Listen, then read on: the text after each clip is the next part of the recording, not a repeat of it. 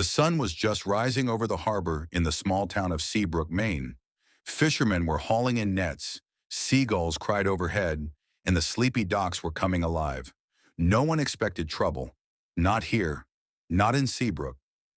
That morning, a man's body washed ashore near the old lighthouse. He was wearing a flannel shirt, jeans, and boots. His face was pale, lips blue, and there was a strange, calm expression frozen on his face. His name was Owen Carter, a 38-year-old mechanic known by many in town. They said he was kind, quiet, and loved the sea. He often went sailing alone, even at night. When news of his death spread, the townspeople assumed it was an accident. They said, he must have slipped off his boat and drowned. Poor guy. After all, the sea was unpredictable. People fell. Accidents happened. The tide had taken him, and now it returned what was left. Sheriff Dean Collins was the first on the scene. He stood by the shoreline with his hands on his hips, staring down at the body. "Looks like another boating accident," he muttered. His deputy nodded. No sign of violence, no blood. The only thing out of place was a faint bruise behind Owen's ear. But that could have happened when he fell. But just a few hours later, another car pulled up to the dock. It was a black SUV with government plates. Out stepped a tall, older man in a tan coat. He wore sunglasses and walked slowly, but with purpose. His name was Arthur Briggs, a retired FBI agent turned private investigator. He was in Seabrook visiting his sister when he heard the news. Something about it didn't sit right with him. Arthur asked for permission to take a look. Sheriff Collins didn't mind. "If you find anything, let me know," he said with a shrug. Arthur examined the body. He noticed the bruise. It wasn't from a fall. It looked more like a blow. Not fresh, but not too old either. Then he looked at Owen's fingers. Clean. No sign of trying to grab onto anything. Odd. If he'd fallen, he might have tried to save himself. Next, Arthur visited the docks. Owen's boat, the Lucky Star, was tied neatly like it had never left. The keys were still in the ignition, but the floor was wet, and the ropes seemed too clean, like someone had rinsed them. Arthur squinted at the horizon. He knew the sea could be cruel, but it didn't lie. The waves always returned the truth, if you knew where to look. And Arthur Briggs had spent his whole life looking.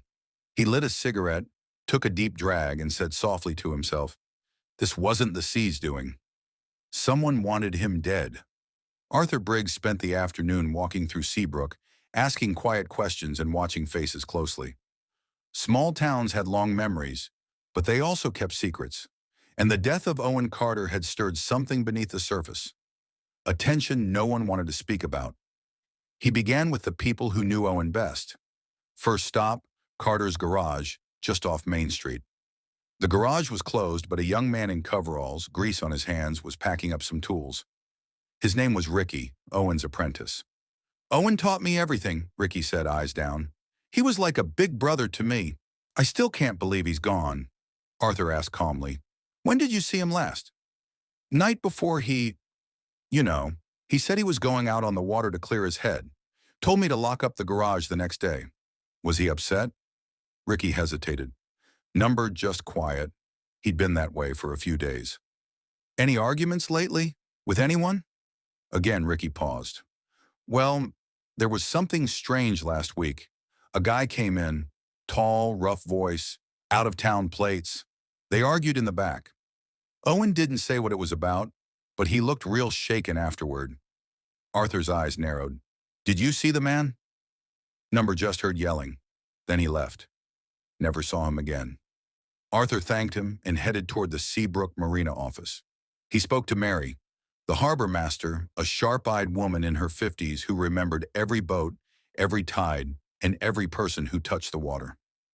"I didn't see Owen's boat leave the dock that night," she said. "That's what's weird. He always checked in. Always." "What do you mean?" Arthur asked. "Everyone who takes a boat out after dark writes their name and time in the logbook. It's a safety thing. Owen was a rule follower, but there's no entry from him." Arthur flipped through the logbook. Empty space where Owen's name should have been. Mary leaned in. "Also, there was another boat that went out late that night. Belonged to a man named Eric Dalton. He's new in town. Bought that old fishing cabin near the cliffs. Kind of a loner. Didn't come back till almost sunrise. Arthur made a note. What's Dalton like? Mary shrugged. Quiet, keeps to himself, but he gives me the creeps. Arthur left the marina deep in thought. The evidence was growing, and the pieces were starting to shift. Owen didn't fall. He didn't take his boat out. Someone wanted it to look like he had. Later that evening, Arthur visited the medical examiner, Dr. Lena Moritz. She had finished the autopsy. Her report was concise but troubling. Owen didn't drown, she said, handing over the file. Arthur flipped through it. Lungs dry, no water. Cause of death? He asked. Blunt force trauma to the head. He was hit hard, probably with a metal object, then dumped in the water. Arthur closed the file. So it was murder. But why? He stepped out into the cool night air. The town slept, but the mystery was wide awake. Owen Carter didn't fall. He was killed. And now Arthur Briggs would find out who did it, no matter how deep he had to dig. Early the next morning, Arthur Briggs drove down the narrow, winding road toward the cliffs overlooking Seabrook Bay. The house Mary had mentioned stood at the edge, gray and weather-beaten, with an old fishing boat parked beside it. The mailbox read, Eric Dalton. Arthur knocked twice. The door opened slowly. A tall man in his early 40s stood in the doorway. He had rough hands, a jagged scar above his left eyebrow, and cold, unreadable eyes. Yes, Dalton asked. Arthur introduced himself. Private investigator. I'm looking into Owen Carter's death. Dalton crossed his arms. Didn't know the guy. Heard he drowned. Arthur studied his face. You were out on your boat the night Owen died. You didn't log your return time. Dalton gave a tight smile. I like the water at night. Helps me think. Didn't realize I needed to clock in and out. You saw anything unusual? Another boat, maybe? Or someone in the water? Nope. Just the stars and the waves. Arthur glanced past Dalton's shoulder. There was a long black coat hanging on a hook. It had a faint red stain on the sleeve. Almost unnoticeable. You mind if I look at your boat? Arthur asked. Dalton's eyes narrowed. I do mind. You got a warrant? No, Arthur said calmly. But if you've got nothing to hide, you wouldn't care. Dalton didn't answer. Instead, he stepped outside and closed the door behind him. I think we're done here, he said. Arthur didn't push it. Not yet. He nodded and walked away. But as he reached his car, he made a call to Sheriff Collins. Keep an eye on Eric Dalton, Arthur said. He's hiding something. That afternoon, Arthur drove back into town. He stopped at Millie's Cafe, where the locals liked to gossip over coffee and pie. The waitress, Claire, recognized him from the marina. You still working on that boat guy? She asked, pouring coffee. Yeah, people say he was quiet, kept to himself. Any idea if he had enemies? Claire thought for a moment. There's a rumor, might be nothing. A few months ago, Owen was seeing someone. A woman. Married. No one ever said who, but folks saw him and a woman talking real close by the water a few times. Arthur leaned forward. Any chance this woman's husband found out? Claire shrugged. Could be. Small town. People notice things. Arthur thanked her and returned to his rented cabin to piece everything together. He laid out what he knew. Owen didn't drown. He was hit on the head. He never took his boat out. Someone faked that. Eric Dalton was out that night, refused to cooperate, and had a suspicious stain. Owen might have been involved with a married woman. He needed more. A motive. A timeline. Proof. Then the call came. Sheriff Collins. We got something. Surveillance camera from the gas station near the docks picked up a truck around midnight. It belonged to Eric Dalton. He stopped there. Looked nervous, like he was cleaning the back of his truck. Arthur's heart jumped. Send me the footage. Later that night, Arthur watched the video.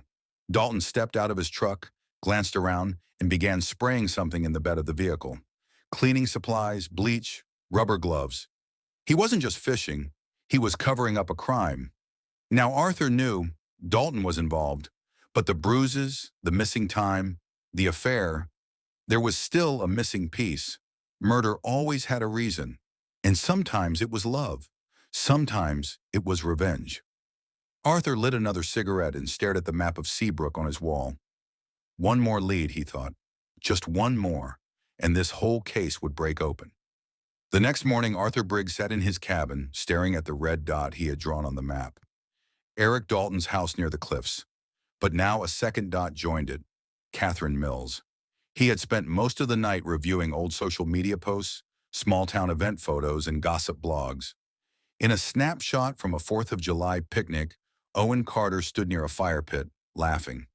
Just beside him, not touching, but too close to be random, was Catherine, wife of Councilman Richard Mills.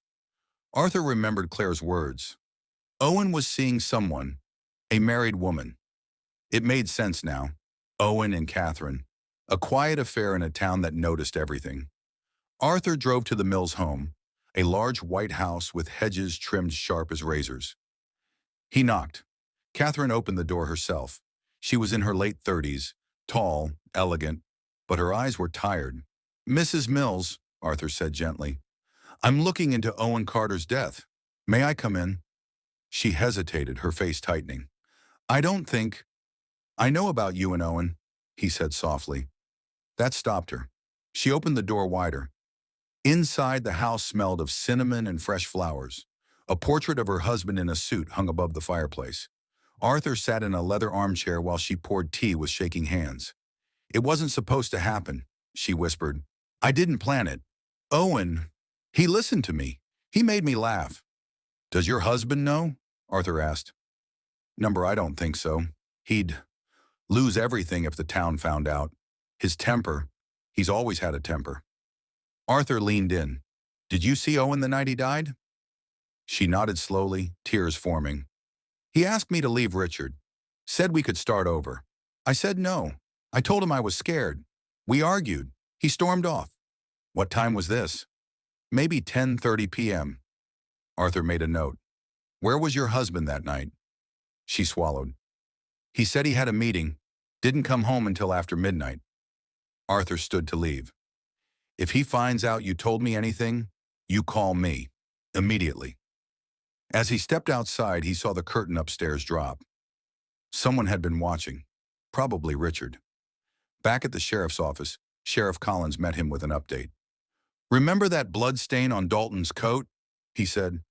"Forensics just got back. It's not Owen's blood." Arthur blinked. "Then whose is it?" "No match in the system.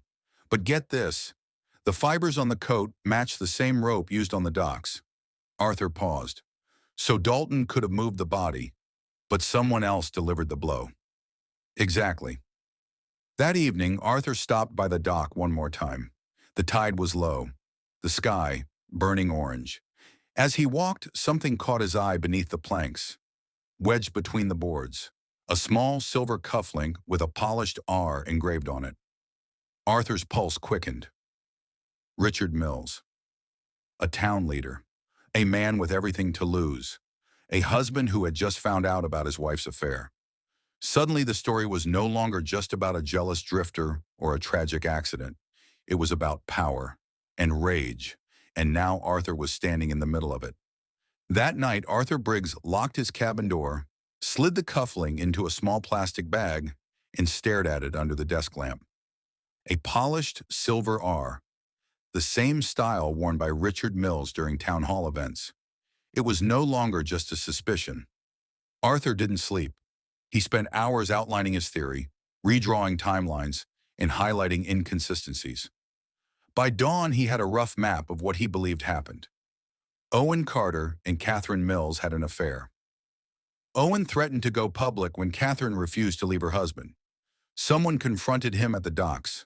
A struggle, a fatal hit to the head.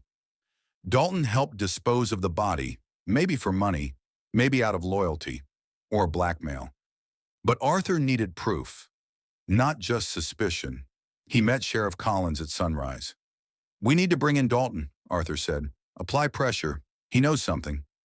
Collins nodded. "We'll pick him up. Quietly." Dalton was brought into the sheriff's office just before lunch. He looked calm, almost smug, but Arthur noticed the sweat forming near his hairline. Inside the interrogation room, Arthur sat across from him. "Eric, we found a cufflink at the dock. Belongs to Richard Mills." Dalton didn't flinch. Arthur continued. "If you're helping cover up a murder for him, you'll go down as an accomplice. But if you talk now, we can help you. Dalton leaned back. What's the offer?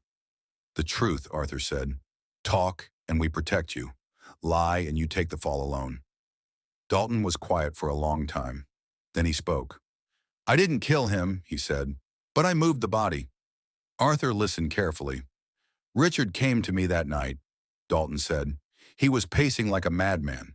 Said something went wrong, that he lost control. Told me he hit Owen with an anchor weight. Asked me to help make it look like a fall off his boat. Why would you help him? He pays me under the table to keep quiet about some things. Council contracts, illegal fishing. I figured this was just one more secret. Arthur asked, where's the weapon? Dalton shook his head. He threw it into the ocean. I didn't see it. Did you touch the body? Dalton nodded. Wrapped it in tarp. Took it out with my boat. Dropped it where the current would wash it back. Made it look like a boating accident. Arthur turned to Sheriff Collins. We need a warrant. Now. Within hours, deputies searched Richard Mills' home. In the back of the garage, beneath old fishing gear and storage bins, they found a pair of boots caked in dried blood. The pattern matched the smear found on Owen's jeans. Inside the closet, a matching cuff link to the one Arthur had found. The noose was tightening. Arthur visited Catherine one last time. He did it, didn't he? She whispered, trembling. Arthur nodded. I'm sorry. I need you to stay somewhere safe. If Richard knows we're closing in. A knock interrupted them. Catherine's face turned pale. Arthur walked to the door slowly. It was Richard. Detective Briggs, he said, smiling. We need to talk.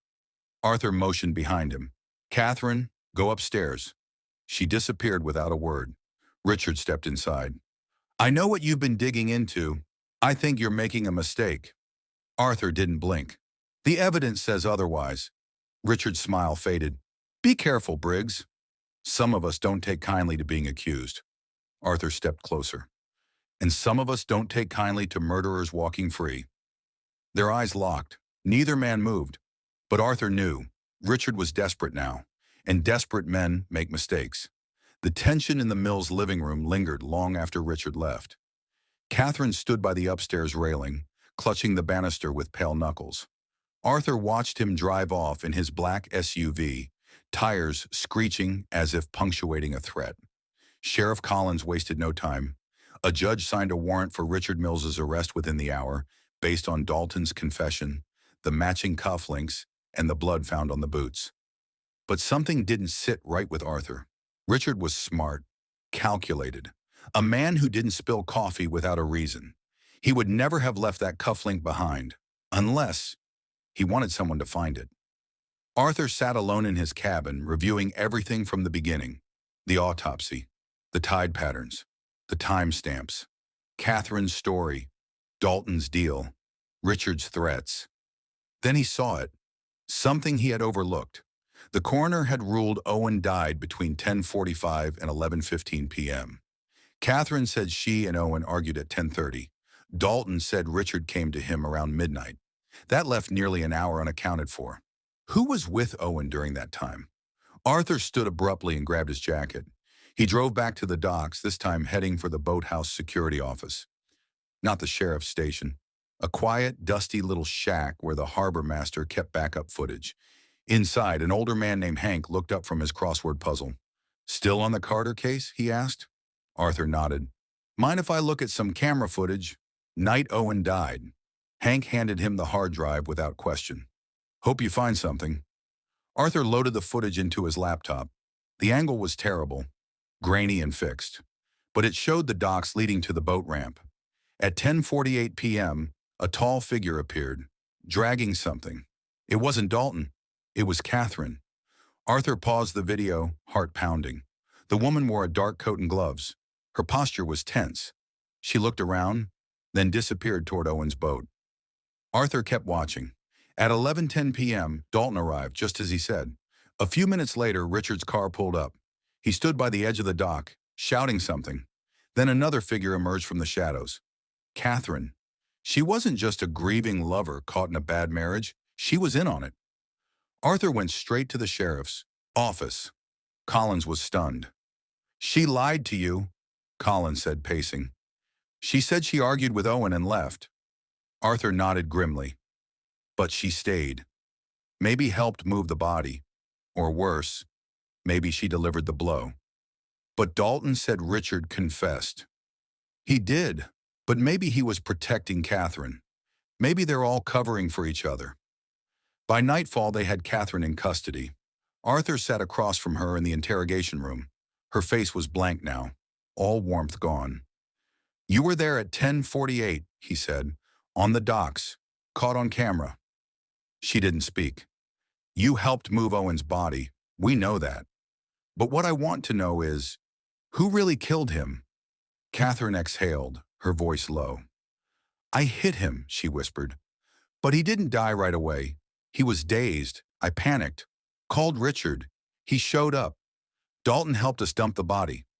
Why did you hit him? I told him I couldn't keep seeing him. That it was over. He said he'd tell everyone. That he'd make sure Richard lost everything. I begged him to leave me alone. He grabbed my arm. I pushed him. He slipped, hit his head. And Richard helped you cover it up. She nodded slowly. He said no one could ever know. Said it would destroy us both. Arthur stood silently. The mask had fallen. Owen didn't just fall off a boat. He was pushed, then discarded by three people who cared more about their secrets than his life. The truth was ugly, but it was finally in the open. 3 days after Catherine's confession, the small town of Bar Harbor buzzed like a hornet's nest. The morning paper headlined Councilman, Wife, and Fisherman charged in death of local teacher. Townspeople who once respected the Mills family now crossed the street to avoid them. Sheriff Collins and his deputies moved fast. Catherine Mills was formally charged with manslaughter and obstruction of justice. Richard Mills, once considered untouchable, now faced evidence tampering, witness intimidation, and accessory after the fact. Eric Dalton took a plea deal for improper disposal of a body and conspiracy, receiving a reduced sentence in exchange for full cooperation. But for Detective Arthur Briggs, the real closure came in the form of a quiet file. His final investigation report, now ready for court. Owen Carter, 34, was initially believed to have died in a boating accident. Body was discovered washed ashore March 16th, showing blunt force trauma inconsistent with accidental drowning. Cause of death: blunt force trauma to the back of the head. No defensive wounds.